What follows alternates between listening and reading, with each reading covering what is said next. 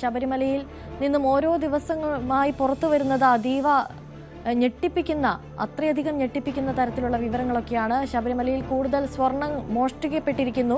പ്രഭാമണ്ഡലം പൊതിഞ്ഞ സ്വർണ്ണപ്പാളി കൊള്ളയടിച്ചതായാണ് പ്രത്യേക അന്വേഷണ സംഘം ഇപ്പോൾ കണ്ടെത്തിയിരിക്കുന്നത്. ശ്രീകോവിലിന്റെ കട്ടിളയിൽ സ്ഥാപിച്ചിരിക്കുന്ന ദശാവതാരങ്ങൾ ആലേഖനം ചെയ്ത ചെമ്പ് പാളികളിലും രാശിചിഹ്നങ്ങൾ ആലേഖനം ചെയ്ത പാളികളിലും കട്ടിളയിലെ മുകൾ പടിയിലെ പാളികളിലും പൊതിഞ്ഞിരുന്ന സ്വർണവും കവർന്നിട്ടുണ്ട്. 7 ചെമ്പുപാളികളിൽ നിന്ന് വേർതിരിച്ചെടുത്ത സ്വർണം പങ്കജ് ഭണ്ഡാരിയുടെയും ഗോവർദ്ധന്റെയും കൈവശമുണ്ടെന്നാണ് SITയുടെ കണ്ടെത്തൽ. കൂടുതൽ വിവരങ്ങളുമായി സാരംഗ് സുധാകരൻ ചേരുന്നു. സാരംഗ്, ഒരു ദിവസം പിന്നിടും തോറും വളരെയധികം ഞെട്ടിക്കുന്ന കണ്ടെത്തലുകളാണ് ഇപ്പോൾ സ്വർണ്ണക്കടത്ത് കേസിൽ പുറത്തു വന്നുകൊണ്ടിരിക്കുന്നത്. ശബരിമല സ്വർണ്ണക്കടത്ത് കേസിൽ ഇനിയും എന്തൊക്കെ കണ്ടെത്താനിരിക്കുന്നു എന്നുള്ളതൊക്കെ വരും ദിവസങ്ങളിൽ നമുക്ക് മനസ്സിലാക്കാൻ സാധിക്കൂ.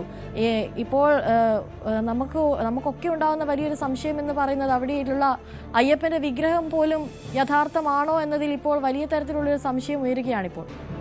അനുശ്രീ, തീർച്ചയായും. കാരണം തുടക്കം തൊട്ട് ആരോപണം ഉയർന്നിരുന്നു. കട്ടിളപ്പാളിയിലെയും ദ്വാരപാലക ശില്പത്തിലെയും സ്വർണം ഇത്തരത്തിൽ കൊള്ള ചെയ്തിട്ടുണ്ട് എങ്കിൽ അതിനപ്പുറത്തേക്ക് അവിടെ കൊള്ള നടന്നിട്ടുണ്ടാകും. കാരണം ശ്രീകോവിലിന് മുൻപിലുള്ള ഈ സ്വർണ്ണപ്പാളിയിൽ ഇത്തരത്തിലുള്ള ഒരു വലിയൊരു കൊള്ള നടത്തണമെങ്കിൽ അവർക്ക് അതിന് മുൻപും ഈ ഒരു വലിയൊരു കൊള്ള നടത്തിയ ശീലവും അത്രയും ധൈര്യവും ഉണ്ടായിരിക്കണം എന്നൊരു ആരോപണം പ്രതിപക്ഷമടക്കം ഉന്നയിച്ചിരുന്നു. പക്ഷേ ആ ആരോപണങ്ങളെല്ലാം ശരിവെച്ചുകൊണ്ടുള്ള വിവരങ്ങളാണ് ഇപ്പോൾ പുറത്തു വരുന്നത്.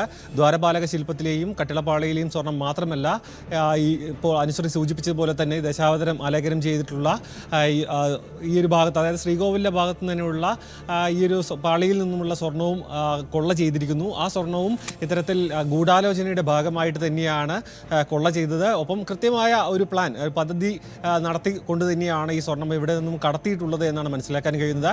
ഇപ്പോൾ ഈ ഒരു ദ്വാരപാലക ശില്പത്തിലെയും കട്ടിളപ്പാളിയിലെയും ഒപ്പം ഈ ഒരു പാളിയിലെ അടക്കമുള്ള ഈ ഒരു സ്വർണത്തിൻ്റെ അളവ് മനസ്സിലാക്കാൻ വേണ്ടി VSSC, അതായത് തിരുവനന്തപുരത്തെ VSSCയിൽ ഇത്തരത്തിലുള്ള പരിശോധനയ്ക്കായി അയച്ചിരിക്കുകയാണ്. ഈ പരിശോധനാ ഫലം പുറത്തു വരുന്നതോടുകൂടിയായിരിക്കും ഇതിൽ കൃത്യമായി എത്ര അളവിൽ സ്വർണം ഇവിടെ നിന്നും കൊള്ള ചെയ്ത് കൊണ്ടുപോയിട്ടുണ്ട് എന്ന കാര്യം കൃത്യമായി മനസ്സിലാവുക.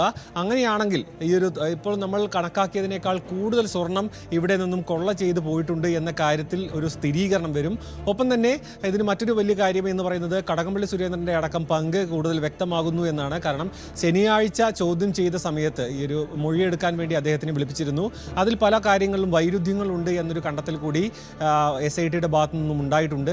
അങ്ങനെയാണെങ്കിൽ അത് ദേവസ്വം ബോർഡിൻ്റെ തലത്തിൽ മാത്രം നിന്നുകൊണ്ടല്ല, അതിനപ്പുറത്തേക്ക്, അതായത് മന്ത്രിതലത്തിലേക്ക് അടക്കം അന്വേഷണം വ്യാപിക്കും. ഹൈക്കോടതി സൂചിപ്പിച്ചതുപോലെ തന്നെയുള്ള വമ്പൻ സ്രാവുകളിലേക്കും അന്വേഷണം എത്തുമെന്ന കാര്യത്തിൽ തീർച്ചയാണ്. ഈ ഒരു SITക്ക് ഒരു തദ്ദേശ തെരഞ്ഞെടുപ്പ് സമയത്ത് അടക്കം ഉണ്ടായിരുന്ന ഒരു മന്ദഗതിയിലുള്ള ഒരു അന്വേഷണം വലിയ വിമർശനം ഉയർത്തിയിരുന്നെങ്കിലും പിന്നീട് അതിനുശേഷം ഉണ്ടായിരുന്ന വീണ്ടും വലിയൊരു അന്വേഷണ പുരോഗതി ഉണ്ടായിട്ടുണ്ട്. ഇപ്പോൾ കഴിഞ്ഞ ദിവസം തന്നെ ഡി മണിയെയും ഒപ്പം ശ്രീകൃഷ്ണനെയും ബാലമുരുകനെയും അടക്കം ചോദ്യം ചെയ്തു. പക്ഷെ അവരെ അറസ്റ്റിലേക്ക് കാര്യങ്ങൾ നീങ്ങിയിട്ടില്ല. ഇതിൽ ഒരു അന്താരാഷ്ട്ര പുരാവസ്തു തട്ടിപ്പ് സംഘത്തിൻ്റെ ഒരു പങ്ക് സംശയിച്ചുകൊണ്ടുള്ളൊരു ചോദ്യം ചെയ്യലായിരുന്നു. പക്ഷേ കൃത്യമായ വിവരങ്ങൾ അവരിൽ നിന്നും ആരാഞ്ഞതിന് ശേഷം അവരെയും വിട്ടയക്കുകയായിരുന്നു. പക്ഷേ ഈ ഒരു ഉന്നതരിലേക്ക് അത് ആരൊക്കെയാണ് എന്ന ചോദ്യം ഇപ്പോഴും ബാക്കി നിൽക്കുകയാണ്. കൃത്യമായി പറയുകയാണെന്നുണ്ടെങ്കിൽ 2019 ബോർഡ് മെമ്പർമാരായിട്ടുള്ള വിജയകുമാർ അറസ്റ്റിലാണ്. ശങ്കർദാസ് ഇപ്പോൾ പുറത്താണ്. അദ്ദേഹത്തെ ഇപ്പോൾ കൃത്യമായി SIT നിരീക്ഷിച്ചുകൊണ്ടിരിക്കുന്നു. പത്മകുമാർ അറസ്റ്റിലായി, ഒപ്പം N വാസു അറസ്റ്റിലായി, ഇപ്പോൾ ഉണ്ണികൃഷ്ണൻ പോറ്റി ആയിക്കോട്ടെ, പങ്കജ് ഭണ്ഡാരി തുടങ്ങിയ നിരവധി പേർ അറസ്റ്റിലായിരിക്കുന്നു. ഇവരിലെല്ലാം നമുക്ക് മനസ്സിലാക്കാൻ പറ്റുന്നൊരു കാര്യം, ഇവരിൽ മാത്രം ഒതുങ്ങി നിൽക്കുന്ന തരത്തിലല്ല ശബരിമലയിലെ സ്വർണ്ണക്കൊള്ള. കാരണം ശബരിമല എന്ന് പറയുന്ന ക്ഷേത്രം ഹൈക്കോടതിയുടെയും സർക്കാരിൻ്റെയും കർശനമായ നിരീക്ഷണമുള്ള ഒരു ക്ഷേത്രമാണ്. മാത്രമല്ല ദൈനംദിന കാര്യങ്ങളിൽ ശബരിമലയിൽ ഈ ഒരു സർക്കാർ ഇടപെടൽ ഇല്ല എങ്കിൽ പോലും, പക്ഷേ ഇതിനപ്പുറത്തേക്ക് ഒരു കൊള്ള നടന്നത് ഇവർ മാത്രം അറിഞ്ഞുകൊണ്ടതല്ല എന്ന കാര്യം തീർച്ചയാണ്. അതിൻ്റെ വ്യാപ്തി വർദ്ധിപ്പിച്ചുകൊണ്ടുള്ള വിവരങ്ങളാണ് ഇപ്പോൾ പുറത്തേക്ക് വരുന്നത്. ഈ ഒരു പുതുതായി പറഞ്ഞിട്ടുള്ള ഈ പാളികളിലെ സ്വർണം കൂടി കൊള്ള ചെയ്തു പോയിട്ടുണ്ട് എങ്കിൽ ഇത് വലിയ, അതായത് സംസ്ഥാനം തന്നെ കണ്ട വലിയ ഒരു വിശ്വാസത്തെ മുതലെടുത്തുകൊണ്ടുള്ള ഒരു കൊള്ള അല്ലെങ്കിൽ ഒരു അഴിമതി എന്ന് തന്നെ കണക്കാക്കണം. അതിലെ ഉന്നതരുടെ പങ്കിലേക്ക് കൂടി എത്തുകയാണെന്നുണ്ടെങ്കിൽ ഇത് കേരളം കണ്ട വലിയൊരു അഴിമതിയായി തന്നെ മാറാനുള്ള, അഴിമതി എന്ന് പറയാൻ കഴിയില്ല, കൊള്ളയാണെന്ന് തന്നെ പറയേണ്ടി വരും. അനുശ്രീ, സാരംഗ് നേരത്തെ പറഞ്ഞതുപോലെ തന്നെ ഈ കടകംപള്ളി സുരേന്ദ്രനിലേക്ക് അടക്കം കൂടുതൽ തെളിവുകൾ കണ്ടെത്തുന്നു അദ്ദേഹത്തിനെതിരെ. അങ്ങനെയെങ്കിൽ അദ്ദേഹത്തിന് മേൽ കൂടുതൽ കുരുക്ക് മുറുകുകയാണ്. അവിടെ CPM കൂടുതൽ പ്രതിസന്ധിയിലാവുകയാണ്. അങ്ങനെയെങ്കിൽ ഈ കേസിലെ ഉന്നതർ എന്ന് വിശേഷിപ്പിച്ച ആളുകൾ അവർ CPM-ൽ നിന്ന് തന്നെയാണോ എന്ന തരത്തിലുള്ള സംശയങ്ങളൊക്കെ ഇപ്പോൾ ഉയർന്നു വരുന്ന ഒരു സാഹചര്യമാണ്. തീർച്ചയായും അനുസരിച്ച് കാരണം കഴിഞ്ഞ 10 വർഷമായി ഇപ്പോൾ 2 ടേമിലായി ഇടതുമുന്നണി തന്നെയാണ് ഭരണത്തിലിരിക്കുന്നത്. അതുകൊണ്ട് തന്നെ വലിയ പ്രതിസന്ധിയുണ്ട്. കാരണം കഴിഞ്ഞ ഒരു 2019 സമയത്തും ഇപ്പോൾ PS പ്രശാന്തിനടക്കം ചോദ്യം ചെയ്തു എന്നൊരു വിവരം പുറത്തു വരുന്നു. അങ്ങനെയാണെന്നുണ്ടെങ്കിൽ ആ ഒരു 2019 ശേഷമുള്ള ഇതുവരെയുള്ള കാലയളവിൽ എല്ലാ കാര്യങ്ങളും വിശകലനം ചെയ്യുകയാണെന്നുണ്ടെങ്കിൽ അപ്പോൾ ഭരണത്തിലിരുന്ന പാർട്ടി എന്ന തരത്തിലും ഒപ്പം കടകംപള്ളി സുരേന്ദ്രൻ, അതായത് മുൻപ് ദേവസ്വം മന്ത്രിയായിരുന്ന കടകംപള്ളി സുരേന്ദ്രൻ, ഒപ്പം ഇപ്പോൾ മന്ത്രിയായിരിക്കുന്ന എൻ വാസവൻ അടക്കമുള്ളവരിലേക്ക് അന്വേഷണം എത്തുമെന്നുള്ള കാര്യത്തിൽ ഒരു സൂചന നൽകിക്കൊണ്ടാണ് ഇപ്പോൾ കഴിഞ്ഞ ശനിയാഴ്ച ചോദ്യം ചെയ്യൽ മൊഴിയെടുക്കാൻ വേണ്ടി അദ്ദേഹത്തെ കടകംപള്ളി സുരേന്ദ്രനെ പ്രത്യേക അന്വേഷണ സംഘം വിളിച്ചു വരുത്തിയത്. ഒപ്പം PS പ്രശാന്തിനെയും വിളിച്ചു വരുന്നു. അവരുടെ പ്രതികരണങ്ങളിൽ നിന്ന് വ്യക്തമാവുന്നത് അവർക്ക് അറിയാവുന്ന കാര്യങ്ങൾ മാത്രം ചോദിച്ചറിഞ്ഞു അവരെ വിട്ടയച്ചു എന്നാണ്. പക്ഷേ ഇതൊരു തുടക്കം എന്ന രീതിയിൽ ഇങ്ങനെ തന്നെയായിരുന്നു മുൻപും. അതായത് ഉണ്ണികൃഷ്ണൻ പോറ്റിയെ പോലും തുടക്കത്തിൽ വിളിച്ചു വരുത്തുന്നു, കാര്യങ്ങൾ മനസ്സിലാക്കുന്നു, കൂടുതൽ അതായത് കൃത്യമായ വിവരങ്ങൾ ലഭിച്ചാൽ മാത്രം അറസ്റ്റിലേക്ക് അല്ലെങ്കിൽ നടപടിയിലേക്ക് കടക്കുക എന്നൊരു രീതിയാണ് SIT മുൻപും പിന്തുടരുന്നത്. കാരണം ഹൈക്കോടതിയുടെ കർശനമായ നിരീക്ഷണമുണ്ട്. കൃത്യമായ ഇടവേളകളിൽ അന്വേഷണ പുരോഗതി കോടതിയെ ധരിപ്പിക്കേണ്ട ഒരു ബാധ്യത ഉണ്ട്. അതുകൊണ്ട് തന്നെ എടുത്തുചാടിയുള്ള ഒരു നീക്കം ഉണ്ടായാൽ അത് അന്വേഷണത്തിനെ പ്രതികൂലമായി ബാധിക്കുമെന്ന കാര്യം തീർച്ചയാണ്. അതുകൊണ്ട് തന്നെ വളരെ സൂക്ഷ്മമായുള്ള നീക്കമാണ്. അതിനൊപ്പം തന്നെ മുഖ്യമന്ത്രിയുടെ ഓഫീസിൽ നിന്നും 2 മുതിർന്ന IPS ഉദ്യോഗസ്ഥരുടെ സമ്മർദ്ദം SITക്ക് മേൽ ഉണ്ടാകുന്നുണ്ട് എന്ന് പ്രതിപക്ഷം ആരോപിച്ചിരുന്നു. കഴിഞ്ഞ ദിവസം ഈ ഒരു അന്വേഷണ സംഘം വിപുലീകരിക്കുന്നതിന്റെ ഭാഗമായി 2 SIമാരെ കൂടി ഈ ഒരു അന്വേഷണ സംഘത്തിലേക്ക് ഉൾപ്പെടുത്തിയിട്ടുണ്ട്.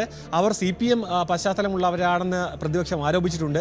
അതുകൊണ്ട് തന്നെ CPM ഭയപ്പെട്ടു തുടങ്ങുന്നു എന്ന് തന്നെ വേണം മനസ്സിലാക്കാൻ. കാരണം അന്വേഷണം കൂടുതൽ ഉന്നതരിലേക്ക് എത്തിക്കുകയാണെങ്കിൽ വരുന്ന നിയമസഭാ ഇലക്ഷനിൽ അത് കനത്ത തിരിച്ചടിക്ക് കാരണമാകും. തദ്ദേശ തെരഞ്ഞെടുപ്പിൽ തന്നെ ശബരിമല സ്വർണ്ണക്കൊള്ള വലിയ തിരിച്ചടിക്ക് കാരണമായി എന്നൊരു കണ്ടെത്തൽ CPMന്റെ ഭാഗത്തു നിന്നും ഉണ്ടായിട്ടുണ്ട്. തുടക്കത്തിൽ അത് നിഷേധിച്ചെങ്കിലും തുടർന്ന് വരുന്ന ദിവസങ്ങളിൽ പാർട്ടി സെക്രട്ടറി തന്നെ അത് സമ്മതിക്കേണ്ട ഒരു സാഹചര്യം ഉയർന്നു വന്നു. അങ്ങനെയാണെന്നുണ്ടെങ്കിൽ വരുന്ന ദിവസങ്ങളിൽ ഈ പറയുന്ന ഉന്നതർ എന്ന് പറയുന്നവർ ഈ ഒരു CPMൽ നിന്ന് തന്നെയുള്ള മുൻപ് ഈ ഒരു ഭരണകക്ഷി, അതായത് ഈ ഒരു ദേവസ്വം മന്ത്രിയായിരിക്കുന്നവരും ഒപ്പം തന്നെ ഈ ഒരു ബോർഡ് അംഗങ്ങളും ഒപ്പം മറ്റുള്ളവർ ആരൊക്കെ, കാരണം കൃത്യമായ ഒരു പിന്തുണ ഇവരുടെ ഭാഗത്തു നിന്നും ഉണ്ടായിട്ടുണ്ട്, ഭരണതലത്തിൽ നിന്നും ഉണ്ടായിട്ടുണ്ട് എന്ന കാര്യത്തിൽ തീർച്ചയാണ്. കാരണം ഈ ഒരു അന്യ സംസ്ഥാനങ്ങളിലേക്ക് അടക്കം സ്വർണം എത്തിച്ചുകൊണ്ടുള്ള ഇത്ര ആസൂത്രിതമായ ഒരു കൊള്ള നടത്തുമ്പോൾ അതിൽ കൃത്യമായ ഒരു ഭരണ പിന്തുണ ലഭിച്ചില്ല എങ്കിൽ എപ്പോൾ വേണമെങ്കിലും പിടിക്കപ്പെടാമെന്നുള്ളൊരു തരത്തിലേക്ക് കാര്യങ്ങൾ മാറിയാണ്. ഇതിൽ തന്നെ വളരെ വൈകിയാണ് ഈ കൊള്ളയടക്കം പുറത്തേക്ക് വരുന്നത്.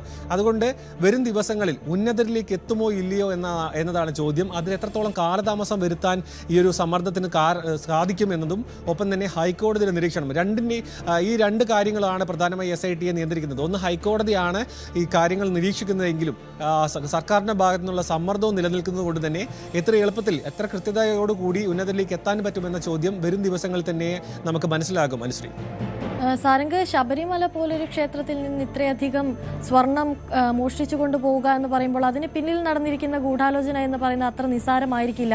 പിന്നിൽ ഗൂഢാലോചന നടത്തിയവരെന്ന് പറയുന്നവർ അത്ര നിസ്സാരക്കാരായിരിക്കില്ല. അങ്ങനെയെങ്കിൽ ഇനിയുള്ള SITയുടെ നീക്കം അതെങ്ങനെയായിരിക്കും? ഇപ്പോൾ കൂടുതൽ സ്വർണം മോഷ്ടിച്ചു എന്നുള്ള വിവരങ്ങളൊക്കെ പുറത്തു വരുമ്പോൾ SITയെ സംബന്ധിച്ചിടത്തോളം പ്രധാന വെല്ലുവിളി എന്ന് പറയുന്നത് തന്നെ തൊണ്ടി മുതൽ കണ്ടെത്തുക എന്നാണ്. കാരണം ഈ ഒരു സ്വർണം ഇവിടെ നിന്ന് നഷ്ടപ്പെട്ടു എന്നത് SIT കണ്ടെത്തി കഴിഞ്ഞു. പക്ഷേ കോടതിയിൽ കേസ് വരുമ്പോൾ തൊണ്ടി മുതൽ കൃത്യമായി ഹാജരാക്കാൻ കഴിഞ്ഞില്ല എങ്കിൽ അത് കേസിനെ പ്രതികൂലമായി ബാധിക്കും. മാത്രമല്ല, ഇങ്ങനെ വേർതിരിച്ചെടുത്ത സ്വർണം സ്വന്തം ആവശ്യങ്ങൾക്ക് വേണ്ടി, അതായത് വ്യക്തിപരമായ ആവശ്യങ്ങൾക്ക് വേണ്ടി ഉപയോഗിച്ചു എന്നൊരു കണ്ടെത്തൽ കൂടിയുണ്ട്. അതുകൊണ്ട് തന്നെ ഈ സ്വർണം മുഴുവനായി കണ്ടെത്തുക, ഒപ്പം തന്നെ ഇവിടെ നിന്നും മറ്റ് അമൂല്യമായ വസ്തുക്കൾ കൊണ്ടുപോയിട്ടുണ്ടോ, കടത്തിക്കൊണ്ടുപോയിട്ടുണ്ടോ എന്ന കാര്യം കണ്ടെത്തുക.